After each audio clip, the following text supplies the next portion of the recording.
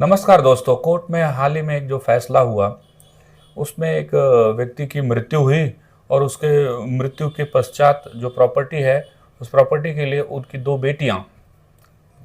जो दो बेटियां थी उन्होंने कोर्ट में सक्सेशन सर्टिफिकेट के लिए अप्लाई किया कि भाई इसके बाद इनके हकदार हम हैं, इनके वारिसदार हम हैं, तो हमको मिलना चाहिए।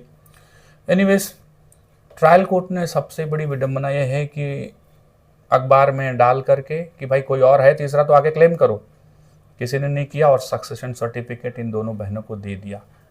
अब पता चला कि उनकी एक तीसरी बहन भी थी, वो बेचारी नाबालिग थी। लेकिन जब ट्रायल कोर्ट में कहा गया तो ट्रायल कोर्ट क्या कहता है कि नहीं, कोई भी हो, अब अखबार में डाल दिया गया है तो उसको यहाँ अरे एक नाबालिग कैसे हाजिर होके, उसको क्या लीगलिटी समझ में आता है?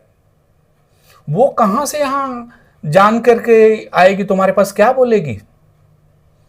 तो किसी ने सुप्रीम कोर्ट का दरवाजा खटखटाया, उसको संज्ञान में रखा कि भाई, कोर्ट को संज्ञान में रखा कि ऐसे ऐसे किस्से हैं। सुप्रीम कोर्ट ने तुरंत कहा ये डिसीजन अनुचित है।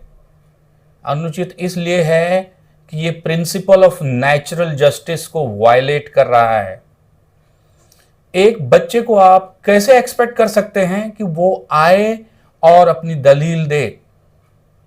माइनर बच्चा, गार्जियन होना चाहिए, उसको पता रहना चाहिए, उसके बाद अगर कुछ वो एक्शन ना ले तो बात दूसरी है। उसका कोई गार्जियन नहीं था, एक गार्जियन अपॉइंट होना चाहिए, फिर वो खुद हाजिर होता। तुम दोनों को कैसे सक्सेशन सर्टिफिकेट दे सकते हो ये मान करके कि अखबार में डाल दिया तो बस हो गया, वारिस अगर नाबालिग भी है तो? मतलब सोचो आप। सो इसमें काफ़ी अच्छा फैसला सुप्रीम कोर्ट ने दिया कि भाई ये प्रिंसिपल ऑफ नेचुरल जस्टिस का क्लियर वायलेशन है और ये फैसला सही नहीं है। एक छोटे बच्चे से उम्मीद नहीं की जा सकती कि वो अखबार पढ़े और कोर्ट का दरवाजा खटखटाए, hello I am also there, please consider me. ऐसा नहीं होता है। गार्जियन अपॉइंट करना ज़रूरी है और उसको मालूम होना ज़रूरी है।